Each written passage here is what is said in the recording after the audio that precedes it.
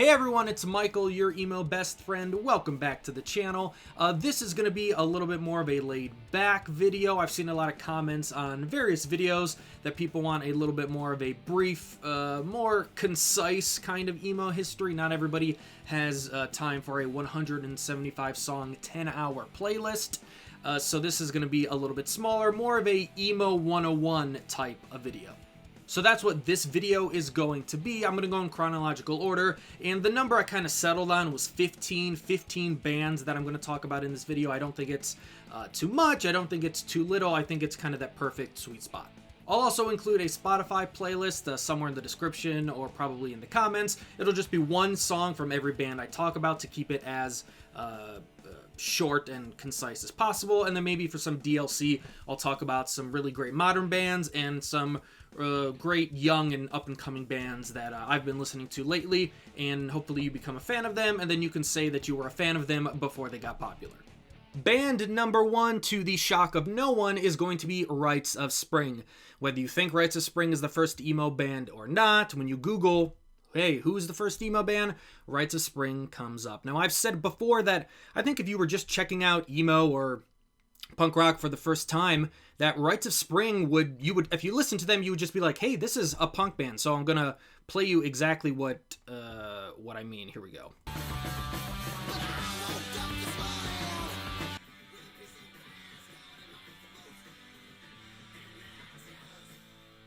Now, to everyone saying that Rites of Spring is a punk band, not an emo band, let's look at the lyrics here. But I woke up this morning with a piece of past caught in my throat, and then I choked. If you don't think that's emo, then I don't know what to tell you. And out of all the bands that were named in that Thrasher article where we get the word emo from, that's the first time emo was ever used in human history, at least as far as we know, and at least as far as, used in print. The bands that were named were Rites of Spring, Embrace, and Beefeater, and I think that Rites of Spring are the best one out of the three, and look, we kind of have to agree that a band is the first emo band, and we went with Rites of Spring. I mean as the whole entire emo community. And I do think it's hilarious that, how many genres of music do have, hey, this is the first band that did this type of music? And we, as emo fans, kind of all agreed, hey, we'll give it to Rites of Spring. And Rites of Spring has zero interest in that claim or the right to be called the first emo band. They don't care. They've said not good things about being the first emo band. And God, I'd love to just see the Rites of Spring go on a podcast or do some kind of interview. In recent, I know they've talked about it in the past, but give me something in 2024 where they're just talking about, hey, we are not the first emo band. This band should be the first emo band. Give us something. But yeah, Rites of Spring have been been pretty quiet on that front. But yeah, Rites of Spring, band number one, to the shock of no one. I think it's a pretty obvious choice. Band number two is Sunny Day Real Estate. Now, this is an interesting one because I've said in the past that Midwest emo, the first Midwest emo band, is Cap'n Jazz. But someone actually brought up, and we talked about this on TikTok, that Cap'n Jazz released their first album in 95, Sunny Day Real Estate released Diary in 94, so not even technically, in reality, I guess Sunny Day Real Estate should be the first Midwest emo band. And it's even funnier because, as I've said before, emo has the Sunny Day Real Estate rule where you don't have to be from the Midwest to be a Midwest emo band. Sunny Day Real Estate is from Seattle, not part of the Midwest. So I think, one, that's hilarious that the first Midwest emo band is not from the Midwest, and, two, if we really want to dive deep, which is not what this video is for, I talked about in the history of Midwest emo that Gauge, Friction, and Sideshow all came before Sunny Day Real Estate and Cap'n Jazz. So there's some arguments there, but whether it's Sunny Day Real Estate or Cap'n Jazz, both great choices. Band number three, if it wasn't obvious, is going to be Cap'n Jazz. Both bands, if you want to get into emo and really Midwest emo, both bands are a great choice. And if you're wondering, hey, what is Midwest emo? You could just play somebody this part in circles right here.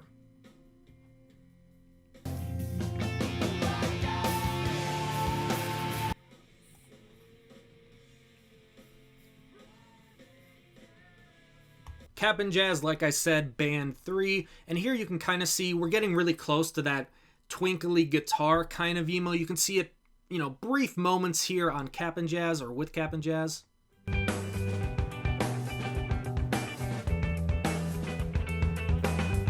So that's kind of, you had that really soft, melody, and then we're going to go here in a second to get to the chorus here of Oh Messy Life, and you can really see one of the defining things of all of emo, in my opinion, is that, loud, soft, quiet, loud dynamic. So you heard obviously that, which was, very quiet, and then we're going to get here into the, big anthemic crashing chorus of Oh Messy Life.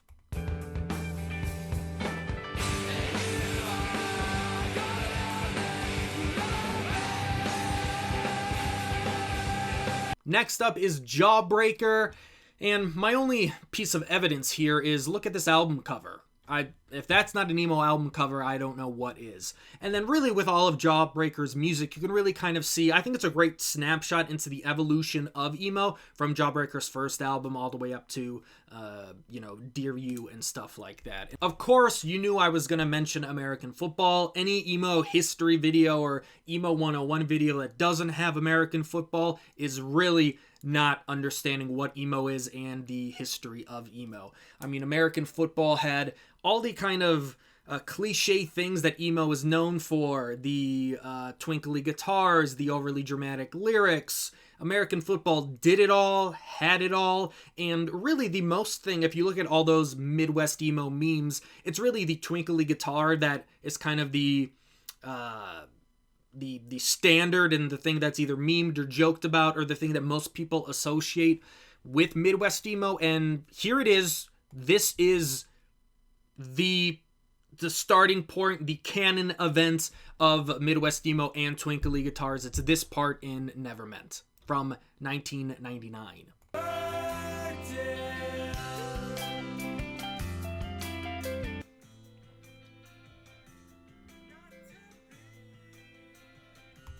That's it. If you ever wanted to know what Midwest emo is, it's that.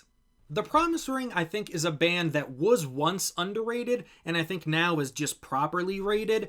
They have a lot of great songs. Nothing Feels Good, of course, is the album that you need to check out. And it just hit that sweet spot of sweet, melodic emo. There's no screaming. There's no screamo. It's not high intensity punk rock. It's just chill Midwest emo, like something the lo-fi girl would be listening to. And I mean, look at this picture.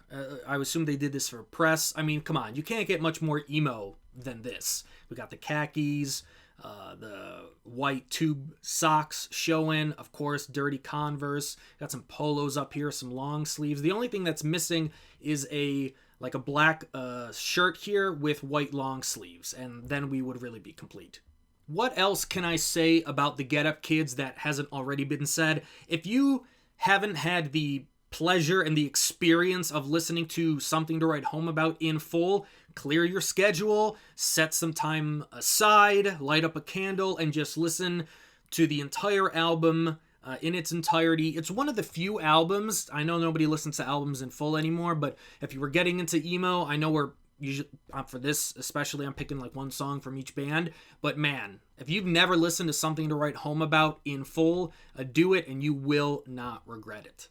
This is one I debated putting on the list, but I am gonna stick to what I thought when I was putting up the list. Dashboard. I'm gonna put Dashboard Confessional on it. I think a lot of people forget that, this one came out in 2001, so it was one of the first big mainstream emo albums that really went into pop culture. We're of course going to get into the 2000s boom of emo in a second here, but look at this. They only thought that it was going to sell 25,000 copies or 2,500 copies, and then look at this, 200,000, 400,000. By August of 2003, it sold 426,000 copies. We're almost at 500,000, and then I guess it hit that mark, and then it went gold. I think a lot of people forget that Dashboard really kind of popularized the acoustic side of emo. I think that's what a lot of people think of when they think of Dashboard. And another band that was extremely important to the rise of emo in popular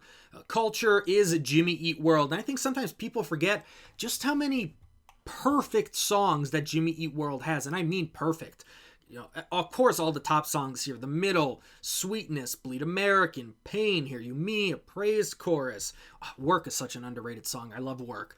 But without, because there were some people in other videos that were like, yeah, but The Middle is more of a pop punk song. But you have to think about, how many people listen to Jimmy Eat World, or at least have listened to The Middle. If you said people on the street, hey, what's an emo song or what's a pop punk song? I think a lot of people would say The Middle. A lot of people have to get in their minds that emo, for a lot of people, is not a genre of music. It's a time period in their life. Mostly that time period coincides, obviously, with the height of emo's mainstream popularity. So the bands in the 2000s, your Jimmy Eat Worlds, your Taking Back Sundays, your My Chemical Romances, your Paramores, all those bands, Blink-182, all of those bands, that's what they think emo is.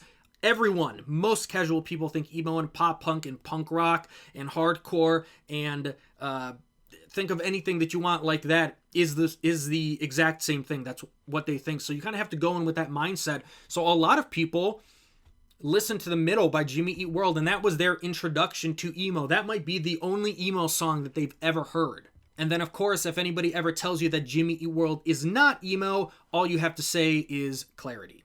Really, the first band that defined the emo aesthetic, the emo look, all those emo costumes that you see around Halloween, it has to go to Taking Back Sunday. Another band that I don't think people realize the influence that they had on all of emo, from the music, of course, to the aesthetic, to the look. I remember when this song came out, I was still a little bit young at the time, but you could not walk into a Abercrombie or a Hollister and not hear Taking Back Sunday's You're So last summer. You just couldn't. This song was everywhere.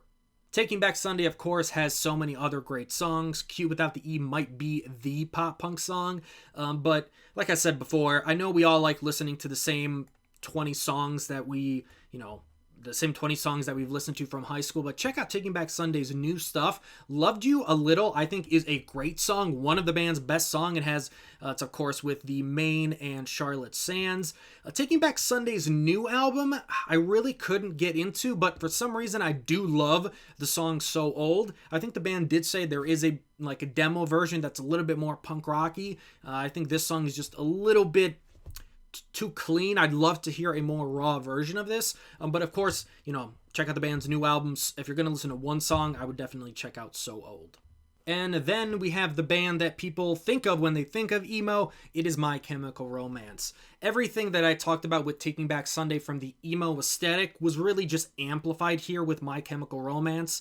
The black hair, the black skinny jeans, the black everything, it's funny when I think of My Chemical Romance, if you can somehow close your eyes and just listen to the Black Parade, the album, and try to forget everything about what you know of My Chemical Romance, you would just say it's a rock and roll album. I think My Chemical Romance is so interesting and so unique in that way. Not saying that they had some master plan or whatever, but they just made a rock and roll album, and everything around it, the marketing, the aesthetic, the look, everything that they put out was emo, you know what I mean? But it's a rock album, just like Danger Days. It's just a rock and roll album.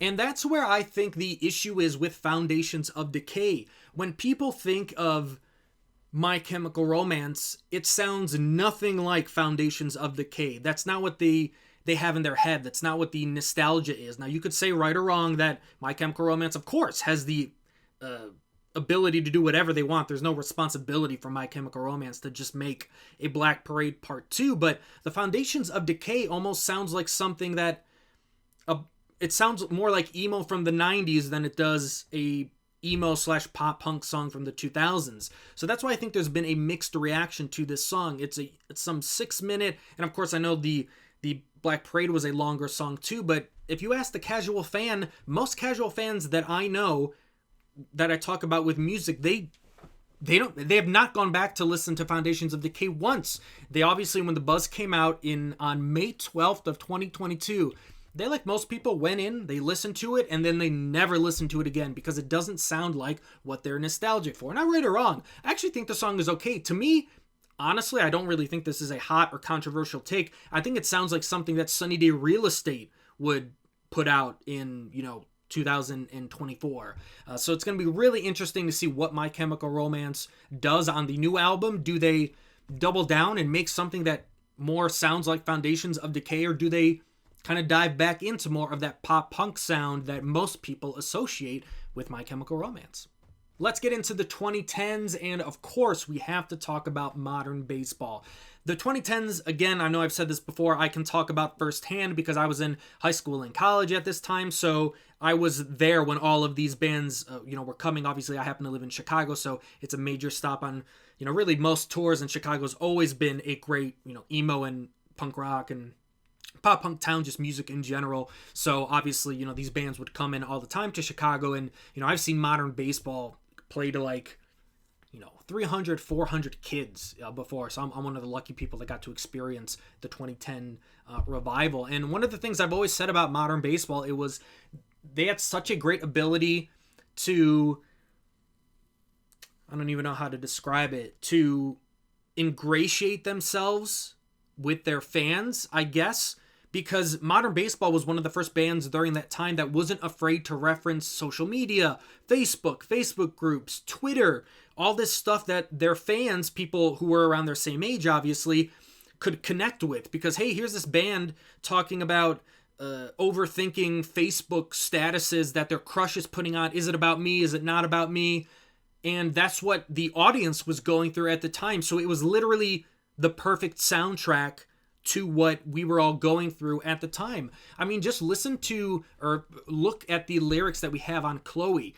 I spend my evenings talking to Chloe on Twitter. They name drop a Twitter. They talk about cell phones. They talk about Facebook statuses. And now to kids now, younger, if you're like under 20 and you're watching this video, you're like, well, yeah, duh, why wouldn't you reference that? Why aren't they talking about TikTok? Obviously, because TikTok wasn't around. But that's my point, that, people, or Green Day had a TikTok lyric in one of their new songs on their new album, and people were like, oh god, why are these old guys talking about TikTok? And I said it in that video, and I will say it now. If the Ramones or the Clash or Black Flag or Nirvana, if they had social media when they were making music, they would be singing about TikTok too. You might not like it, but that's what would happen.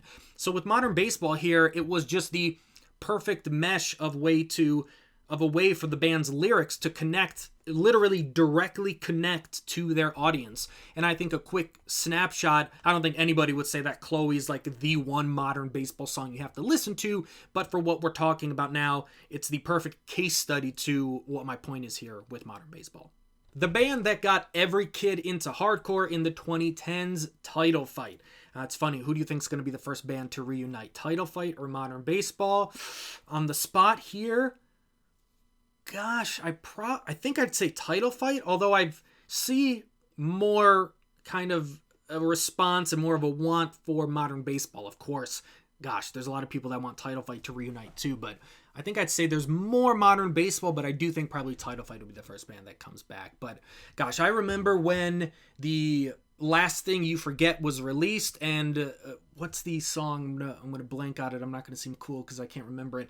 The first time I heard No One Stays on Top Forever, it blew my mind.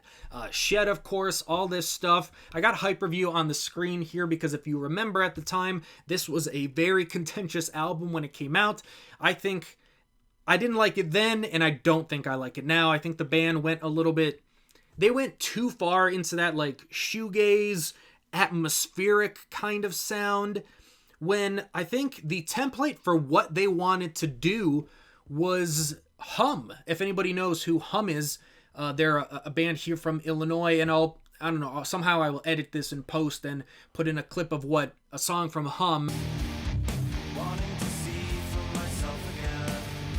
I think it's Step Into You, or Step Into You by Hum. If you listen to that song, tell me that it doesn't sound like Title Fight and what the sound that they were trying to go on with Hyperview. But Title Fight just went too far into that. Like, when Title Fight, if they do reunite, I hope they do, like, how many songs do you think they're going to be playing off Hyperview? 1? 2? I don't know. But yes, Title Fight's importance to the 2010 scene cannot be overstated. They introduced so many kids to hardcore punk.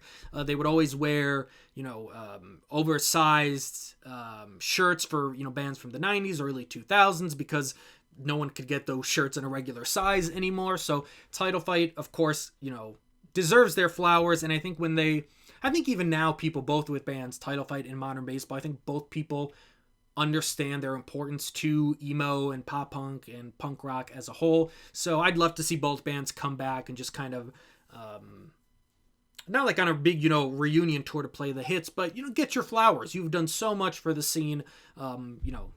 You deserve to be appreciated. And I think when both bands do come back, I think the hype and the ticket sales and stuff like that is going to show that. Am I the only one that thinks that Tiger's Jaw is underrated?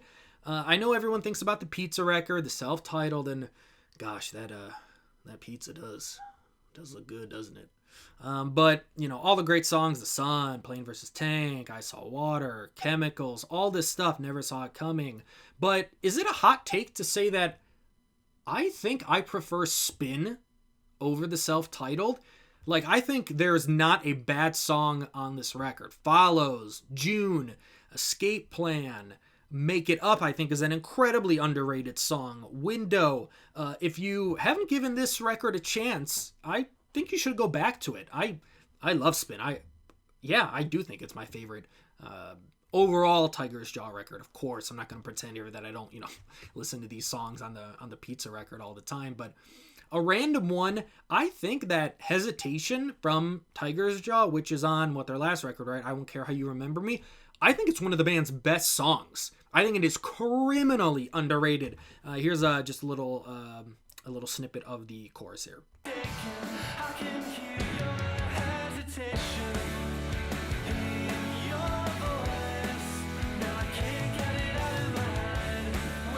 I can hear the hesitation in your voice. I can't get it out of my head. Let's see here. Boom, boom, boom. Trying to get to the chorus here. I can hear your hesitation in your voice. Now I can't get it out of my head. Weighing down and dragging under, heavy and permanence. I mean, if that doesn't just hit the emo sweet spot, then I don't know what does. In band 15, I believe it's band 15. Somebody will probably correct me in the comments. I think it has to be Hot Mulligan. Probably not even probably, I think without argument, the biggest emo / pop punk, whatever you want to call it, band in the scene right now. I remember the first song that I ever heard from the band was the Armadillo Shells one here. And since then, I mean, the band has blown up. They have so many good songs featuring Mark Hoppus. Golf is on the new record. The new record, honestly, is not my favorite thing from the band. But, I mean, if we're looking, I know this is not a numbers game by any, stretch or anything like that. But, I mean, not one song on the new record is under 1 million listens. That is, for obvious reasons, incredible. Especially for a band, directly from the scene. And they have so many good stuff. Pilot, obviously. When did the Pilot come out? 2018? Yeah, that sounds about right. And then, what song? Slam Dunk. That's the song I'm thinking of, the soundtrack to Missing a Slam Dunk. And then, Armadillo was on here as well. And, I don't think there's really any argument that Hot Mulligan is the biggest band in the scene. They're introducing so many new people to emo that, again, their importance to the scene can't be underrated. And I think they're a great and a solid representation of what emo currently is. And their music is easily accessible enough to get people into the music and check out other stuff. And that's not, I'm not saying that to be, mean or to disparage anything that they're doing, but it's not like, some math rock, complicated, atmospheric record that we're talking about here. That's great if you want to, listen to that and go check out Hum or Title Fight stuff, right? But the sweetness and the poppiness of Hot Mulligan brings people in, and then, like I would assume a lot of people, they go in, they check out the other bands, that they're the Spotify or Apple Music says that they're similar to, and then they check out other bands. They see what Hot Mulligan is inspired by. They have that cover of Jimmy Eat World. I believe it's Sweetness. So then people check out Jimmy Eat World, and you might be saying, who doesn't know Jimmy Eat World? There are a lot of young kids who have no idea who Jimmy Eat World is. So I always love when bands, do covers or at least talk about other bands that they were inspired of, because that's kind of how the whole, discovering other bands thing was before Spotify playlists or algorithms and all that stuff. You'd be like, hey, I like this band. This band said they were influenced and they love this band, so I'm going to go check out that band. Like, that's how it was for a long time, and now we just have similar artists, which I'm not hating on Spotify or Apple Music or the modern music industry. This is not that kind of video, but, so again, Hot Mulligan, easily one of the most important bands in current day emo for sure. And now for some DLC, free DLC, because I would never charge you for DLC. First band, Origami Angel. They're always doing interesting stuff to kind of push emo and see where we can get to. I love the Brightest Days record. Thank You, New Jersey. The title track. Second Best Friend is my favorite song on here. It's a great song. It's been stuck in my head. My PG County Summer is great too. I always love when, modern bands kind of move away from, everybody likes a great breakup song, don't get me wrong, right? But, about when a band gets into, politics or, other big world events, this is punk rock after all. So I always appreciate when a band does that in the current scene, where I don't really think there's a giant big, who's the biggest political band in the scene right now? Rise Against, right? And when did Rise Against start? I'm from Chicago, I should know that. But you kind of get my point, right? It's always good to have a band talking about important issues, is my point. And I believe, if I'm not mistaken, we're getting more music from Origami Angel this year. I don't know if it's a whole record or anything like that, but hey, I'll take new music all the time.